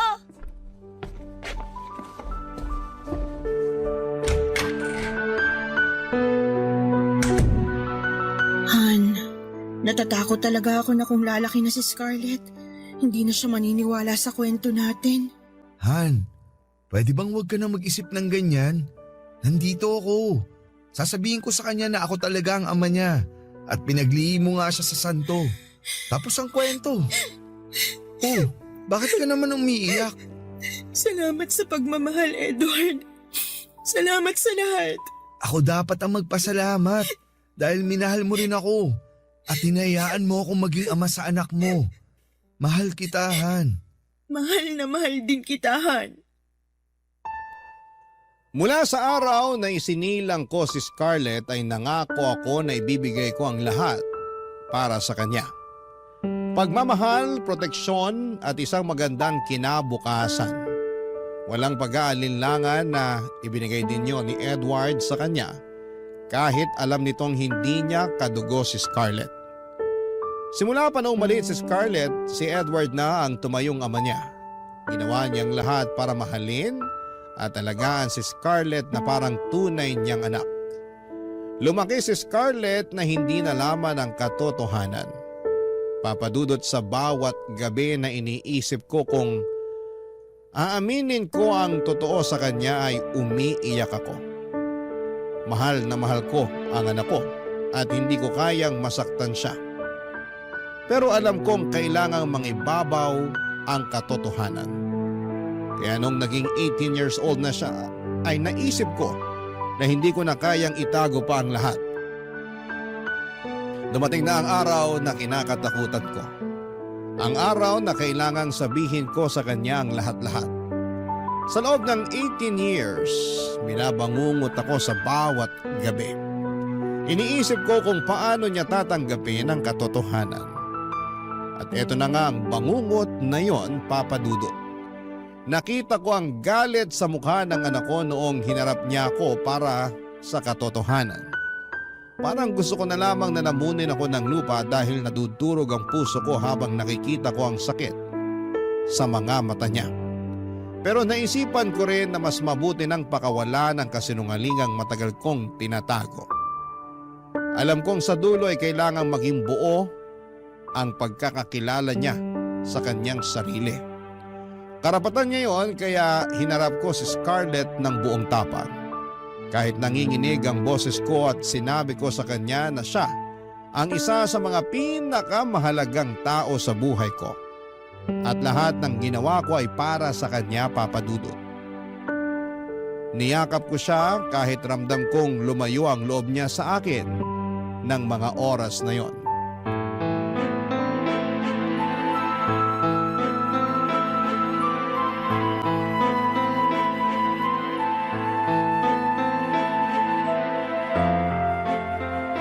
Ma, 18 years old na ako. Hindi na ako bata.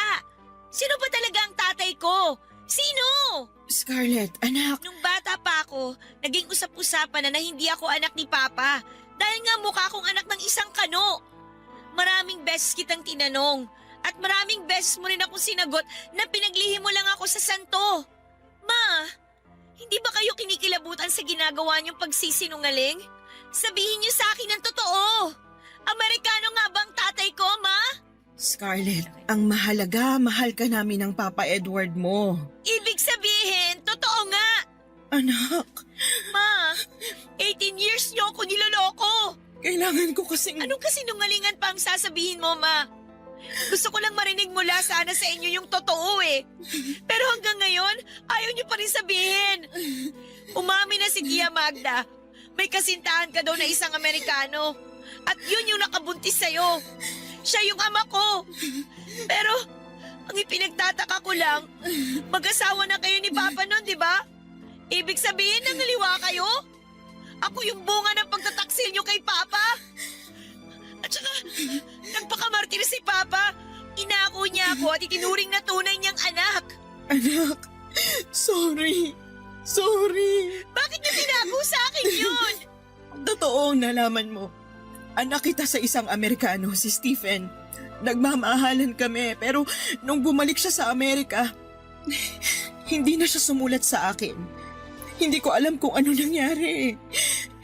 Dumating sa buhay ko ang papa mo, minahal niya ako, at doon nagpakasal kami. Pero dumating si Stephen, nagkita kami. Maling nakipagkita pa ako sa kanya, parang bumalik yung dati. Akala ko hindi ako mabubuntis kasi isang beses lang namin ginawa yun, pero nabuntis niya ako. Nabuo ka namin. Ma, bakit mo nagawa yun? Gusto ko nang makipaghiwalay sa papa mo noon kasi isang pagtataksil ang ginawa ko, pero tinanggap niya ako. Tinanggap niya tayo. At para sa kanya, galing ka sa dugot laman niya, anak ka ng Papa Edward mo. Han? Scarlett, anak? Oh, bakit kayo nag-iiyakan? Pa, alam ko na po yung totoo. Alam ko nang hindi niyo po ko tunay na anak. Alam kong hindi ako pinaglihis sa mga santo. Kasi anak ako ng isang kano. Hindi! Anak kita, Scarlett! Anak ka namin ng mama mo! Tama na! Mga sinungaling kayo! Scarlett! Hayaan mo muna yung bata. Paano kung may mangyari sa kanya, Han? Masakit para sa anak natin na nalaman niya ang totoo. Hayaan na muna natin siya. Babalik din yun. Pero paano kung hindi na siya bumalik, Edward? Paano kung tuluyan na siyang magalit sa akin? Hindi ko alam kung kaya ko yun. Nakita mo naman kung paano niya ako tingnan kanina, di ba? Puno siya ng galit. Han, makinig ka. Hindi ba dati, galit na galit ako nung una kong nalaman ng totoo? Pero napatawad kita. Hindi naging madali, pero nagawa ko. Alam kong kaya rin niya ni Scarlett. Kailangan lang niya ng panahon. Alam kong totoo yan, Han. Pero ibang sakit ang makita ang anak mong nasasaktan eh. Para bang hinugot yung bahagi ng puso ko. Mahal na mahal ko siya. Lahat ng ginawa ko para sa kanya, pero ngayon, parang hindi niya yun naramdaman. Hindi yan. Ramdam niya yun. Ngayon, maaaring galit siya. Nalilito. Pero kilala ko si Scarlett. May puso yan. Tulad ng sayo. Mahal na mahal ka niya. Kahit nasaktan siya ngayon, mapapatawad ka niya. Ito talagang kinatatakutan ko, Edward. Dumating na. Lahat ng taon na tiniis ko ang takot at pangamba, parang wala na akong natira para sa sarili ko, pero eto na nga. Wala na akong tinatago. At yan ang mahalaga. Wala ka nang itatago. Wala ka nang bigat na dinadala. Han, ginawa mo na ang tama. At sa dulo, makikita rin ni Scarlett yan. Han, taana. Han, ano kung mas piliin niyang lumayo? Edward, hindi ko kaya. Hindi mangyayari yan. Kung napatawad kita, kaya rin niyang gawin yun. Ngayon, hayaan mo munang lumipas ang galit niya. Ibigay mo sa kanya ang panahon para humupa ang emosyon niya. Sana nga, Edward. Sana nga. Tandaan mo, mahal na mahal ka ng anak mo. Tuluyang lumaya si Scarlett sa bahay Papadudut. Napakasakit sa akin bilang isang ina na makita ang anak kong nagdadala ng bigat sa kanyang puso dahil sa katotohanang hindi niya matanggap. Ang sekreto na matagal ko nang tinatago ay parang bomba na sumabog sa pagitan naming mag-ina, Papadudut. Parang nawasak ulit ang pagkatao ko at bumalik ang mga alaala ng panahong nagpakatanga ako. Sa pag-asang mahal talaga ako ni Stephen. Hindi ko inakalang ang lalaking yon nang siyang magmamarka ng dugong kano sa anak kong si Scarlett. Hindi ko alam kung saan siya nagpunta, Papadudut. Sinubukan ko siyang tawagan. Ngunit hindi niya sinasagot ang cellphone niya. Napakaraming tanong ang gumugulo sa isipan ko. Mali ba ang desisyon kong aminin sa kanya ang katotohanan? Wala akong ibang hangad kundi ang mailapit siya sa katotohanan. Ngunit sa halip na magkaintindihan kami ay parang mas lalo lamang lumayo ang loob niya sa akin. Nang mawala siya ay walang minutong hindi ako nag-aalala sa kanya. Kung nakakain na ba siya, may tinutuluyan ba o kung hindi ba siya inaabuso ng ibang tao. Bilang isang ina, isang matinding bangungot ang pag-alis ni Scarlett Papadudut. Parang iniwan ako ng liwanag sa buhay ko. Maraming beses kaming naghanap sa kanya pero wala talaga. Masakit ang mawala siya at hindi ko sinusukuan ang pag-asang magkakaayos kami kapag dumating ang araw na magkita kaming muli. Patuloy akong nananalangin na makita siyang muli at maipadama sa kanya ang pagmamahal ko ay walang hanggan. Gusto kong sabihin sa kanya na hindi kailanman naging kasalanan ang kanyang pagkatao. Dahil ang pagdating niya sa buhay ko ay isang blessing na araw-araw ko na pinagpapasalamat sa Diyos. Papadudut. Barangay Love Stories. Barangay Love Stories. Papadudut, 3 taon akong walang balita sa nag-iisang anak kong babae. Napakasakit nang bigla na lang siyang lumayo. 3 taon ako nagtiis at tinatanong ang sarili, nasaan na kaya siya?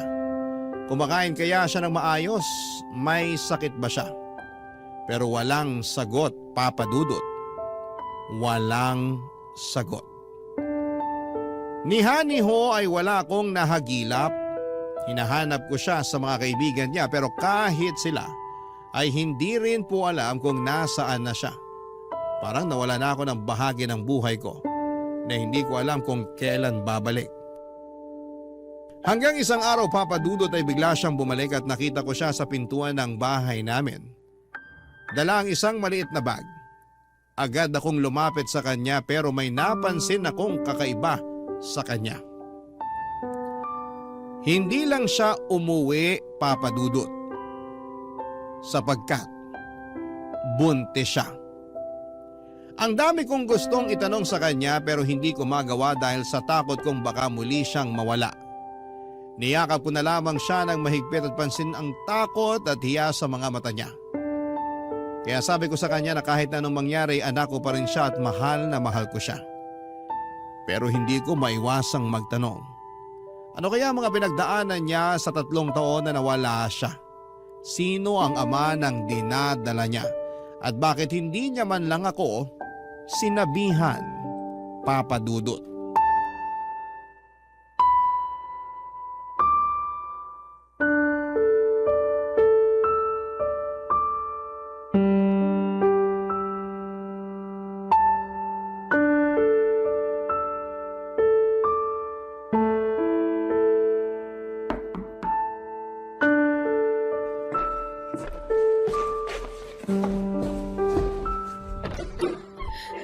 Scarlett? Anak! Anak!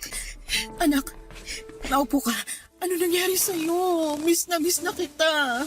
Mama, Oo, nandito lang si mama mo. Huwag ka nang umiyak. Buti umuwi ka. Alalang-alala ako. Ang mga kapatid mo at ang papa mo.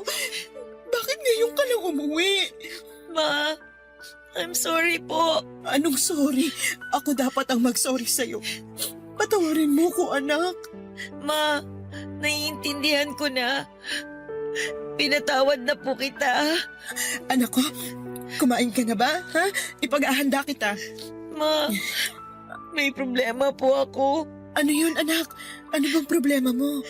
Ma, buntis ako. Ano? Hindi ko na alam kung anong gagawin ko. Matulungan mo ako, Ma. Sinong nakabuntis sa'yo? Kailangan kanyang pakasalan. Ma, hindi pwede. Anong hindi pwede? Binuntis ka niya, anak. Dapat kanyang panagutan. Ma, kasi may asawa siya. Ano? Ma, hindi ko naman alam na may asawa na pala siya eh. Ginawa niya akong kabit na hindi ko alam. Napakatanga ko. Napakatanga ko. Tanga-tanga ko talaga. Anak, Ma, gusto ko po sanang ipalaglag na lang itong dinadala ko. Scarlett, hindi. Hindi ako papayag, anak. Wag na wag mong ipapalaglag ang bata. Walang kasalanan ng bata para pagkaitan mo siyang mabuhay, anak. Alam mo, kung nalaman ko lang na ang pinagbubuntis ko ay hindi dugo ni Edward, pwede kong ipalaglag ang bata. Pero naisip ko, walang kasalanan ng bata sa tiyan ko. Wala kang kasalanan. Kailangan mong makita ang mundo, kaya kailangan ding makita ng magiging apo ko ang mundo, anak. Ma, nagkamali ako. Wala kang kasalanan, anak. Umibig ka lang sa lalaking hindi karapat-dapat.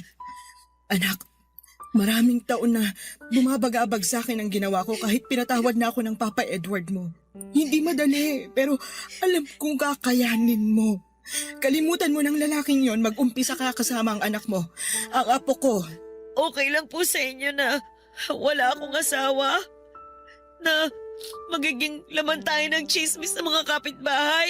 Wala akong pakialam sa sasabihin nila. Ang importante, maipanganak mong anghel na yan at ipadama natin sa kanyang pagmamahal. Okay? Opo, Ma. Salamat. Salamat po sa pagmamahal ninyo sa akin. Ganyan talaga ang isang ina. Mararanasan mo na rin kung paano magmahal ang isang ina. Itatago ko rin po ba sa kanya ang totoo? Na ang ama niya ay may ibang pamilya pala? Nasa sayo yan, anak. Pero siguro kapag kaya na ng isip niya, sabihin mo pa rin ang totoo. Sige po, Ma. Kailangan ko maging totoo sa anak ko. Ma, nasan po pala si Papa? Nasa kwarto. Oh, Ma. Bakit naman ganyan ang mukha niyo? May sakit ang papa mo, Scarlett. Ano po? May cancer siya. Nagpapahinga lang siya ngayon kasi kagagaling lang namin sa chemo niya. Papa! Alam mo, magiging masaya yon kapag makita niyang panganay niyang napakaganda.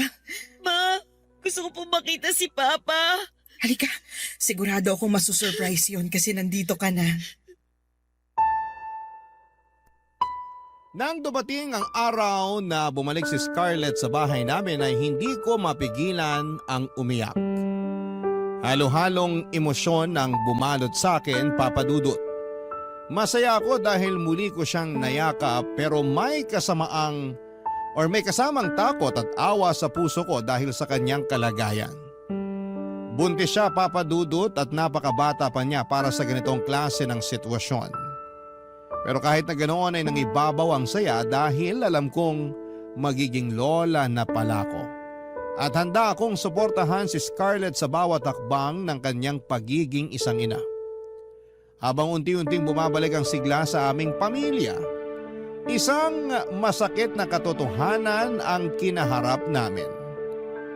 Ang asawa kong si Edward ay may cancer. Alam naming limitado na ang oras na meron siya. Sa bawat araw ay isang laban para sa kanya, Papa Dudut. Ramdam ko ang hirap na dinaranas niya. Pero kahit sa gitna ng sakit ay pinipilit niyang maging matatag para sa amin. Masakit makita siyang nagdurusa. Pero nagpapasalamat ako na sa kabila ng lahat ay nariyan pa rin siya bilang haligi ng aming pamilya.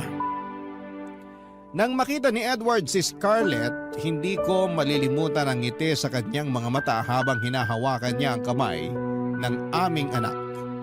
Mahal na mahal niya si Scarlett at kitang-kita ko ang kanyang pagmamalasakit. Ang tagpong yon ay tila nagbigay ng liwanag sa kabila ng dilim na nararamdaman namin dahil sa kanyang karamdaman. Pagkalipas ng isang taon ay nakita namin ang napakagwapong anak ni Scarlett. Masayang-masaya si Edward na mayakap ang kanyang apo. Pero sa likod ng masayang tagpong yon ang isang bagay na hindi ko po inaasahan. May inamin sa akin si Edward, Papa Dudut, isang lihim na matagal niyang itinago. Ang nalaman kong yon ang tila sumira sa mundo ko na parang lahat ng pinanghawakan ko ay isang kasinungalingan. Hindi ko alam kung paano ito haharapin. Pero isa lang ang sigurado ako. Handa akong gawin ang lahat para sa aming pamilya kahit gaano pa kasakit ang katotohanan, Papa Dudut.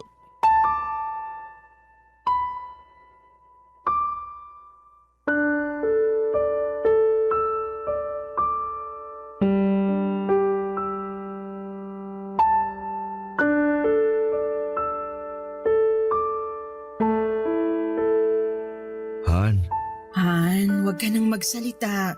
Kailangan mong magpahinga para mapadali ang paggaling mo. sa palagay ko, hindi na ako gagaling. Huwag kang magsalita ng ganyan. Magkakaapo ka pa. Dapat makarga mo pa sila. Parang hindi ko na kaya yun. Hindi ko na siguro makikita ang magiging apo ko sa kanila. Pwede bang hindi? Kaya mo pa. Masaya na ako na makitang muli si Scarlett. Nandito na siya, kasama mo. Okay na sa akin na makita ko ang una kong apo. Namana niya kagwapuhan ko. Han, huwag kang magsalita ng ganyan. Ang babaw talaga ng luha mo. Ikaw kasi. Han, patawarin mo ako.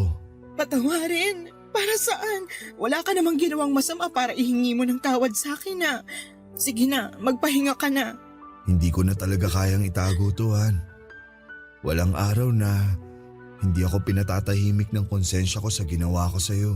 Ano bang pinagsasasabi mo, Han? Malaki kasi ang kasalanan ko sa'yo eh. Nagawa ko yun kasi mahal kita. Han, ano ba yon? Tungkol to kay Stephen. Ano? Anong tungkol sa kanya? Gusto talaga kita. Pero naunahan lang ako ni Stephen sa panliligaw sa'yo. Kaya nung umuwi siya ng Amerika at nang minsang bumisita ako sa post office, nakita ko ang sulat mo. Han, may ginawa ako sa sulat mo. Sorry. Han, anong ginawa mo? Kinuntsaba ko ang kaibigan ko sa post office. Sabi ko, wag na wag niyang ipadala ang sulat mo. At kung may darating mang sulat mula kay Stephen, hindi niya ito ibibigay sa'yo. Ano? Mahal ka ni Stephen. Ginawa ko siyang masama sa iyong mga mata. I'm sorry.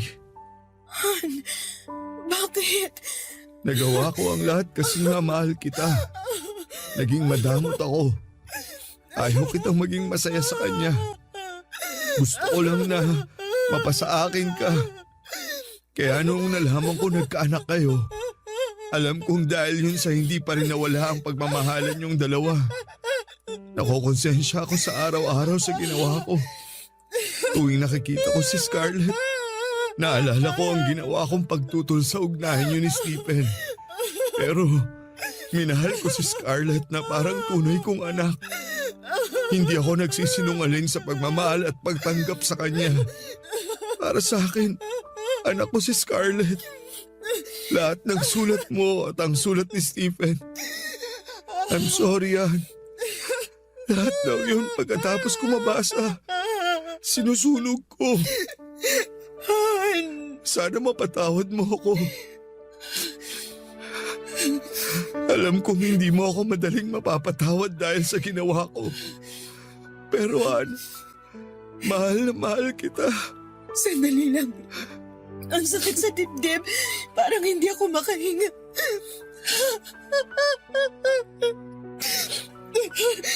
Han, ayoko nang marinig yan.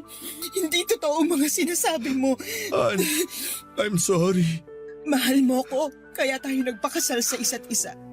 Kalimutan mo na yan at isipin mong hindi nangyari yung sinasabi mo. Sa pagkakaalam ko, sa naging buhay ko kasama ka at ang mga anak natin, naging mabuti kang asawa sa akin. Naging mabuti kang ama sa mga anak natin. Yun lang ang katotohanan na gusto kong marinig. Tinaguyod mo ang pamilya natin ng maayos. Dugot pawis. Hindi man naging perpekto ang pagsasama natin pero alam natin na mahal natin ang isa't isa. May mga pagkakamali tayo. Malaki din ang pagkakamali ko pero kinalimutan mo. Kaya ayokong isipin na nangyari ang sinasabi mo sa akin. Pwede ba? Ma? Pa? Oh, bakit nag-iiyakan kayo? Naaalala lang namin kung paano kami unang naging kami. Alam mo naman, Hay nako, kayo talaga? Nasaan ang apo ko? Nasa kwarto po. Pinatulog ko po muna. Pwede mo bang dalhin dito ang apo ko? Oo naman pa. Scarlett, anak. Mahal na mahal kita at ang anak mo. Pa, mahal na mahal ko rin po kayo. Pakis nga po ako sa papa kong pogi. Mwah! Pagaling ka na kasi pa, para mas lalo kang pumogi. Sandali pa, kunin ko lang si baby. Balik agad ako dito. Salamat, anak. Han, salamat. Han, ako ang dapat magpasalamat. Salamat sa pagmamahal mo. Mahal na mahal kita. Papadudot, isang masakit na katotohanan ng narinig ko kay Edward at hindi ko kailanman inakala na darating ang araw na malalaman ko na naging faithful pala si Stephen sa akin. Na mahal niya talaga ako at yung huling pagkikita namin, yung paano namin binuo si Scarlett ay puno ng pagmamahalan. Nang aminin ni Edward sa akin ang isang lihim na matagal niyang itinago ay parang sumabog ang lahat ng paniniwala ko sa kanya. Masakit, Papadudot, sobrang sakit na halos hindi ko na alam kung paano ko haharapin ang kinabukasan. Ngunit sa kabila ng lahat ng sakit ay pinilit kong magpakatatag, hindi lang para sa sarili ko kundi para sa aming pamilya. Wala na akong magagawa kundi ang tanggapin ang kapalaran at hindi ko kayang talikuran ang aming mga anak. Lalo na si Scarlett. Sa kabila ng pagkasira ng tiwala ko kay Edward, alam kong kahit papaano ay naging mabuti siyang ama sa mga anak namin. Sa bawat sandaling nakikita ko siyang nagbibigay ng pagmamahal at suporta sa kanila ay parang binuon niya ulit ang tiwala ko sa kanya. Naintindihan ko kung bakit niya ginawa yon, lalo na tuwing nakikita ko kung paano niya itinuring si Scarlett bilang isang anak. Kahit na hindi niya tunay na anak ay hindi mo mararamdaman ang pagkakaiba. At sa kabila ng lahat ng aming problema ay ipinakita niyang mahalaga sa kanya ang pamilya. Pero hindi rin maaalis sa isipan ko na paano kaya kung hindi ginawa ni Edward yung pagsunog ng mga sulat namin ni Stephen. Siguro ay kami pa rin ni Stephen hanggang sa ngayon. Siguro ay nasa Amerika na rin ako at isa ko sa mga babaeng may asawang afam, pero wala na. Yon ang sabi ko sa sarili ko. Hindi ko inaasahan na matapos ang maraming taon ay nagkita ulit kami ni Stephen. Pareho na kaming senior nang magkita kami. Nakausap kasi siya ni Scarlett, may sarili na siyang pamilya. Sa aming pagkikita ay parang walang nagbago. Maliban na lamang sa edad at itsura namin. Matatanda na kami at hindi na niya nakita pa si Edward dahil namatay na ito. At hindi ko na rin sinabi sa kanya ang ginawa ni Edward sa mga sulat namin. Hindi man kami nagkatuluyan ay malaking bagay na rin na nagkaroon kami ng anak. Binigyan niya ako ng isang dugong afam na anak.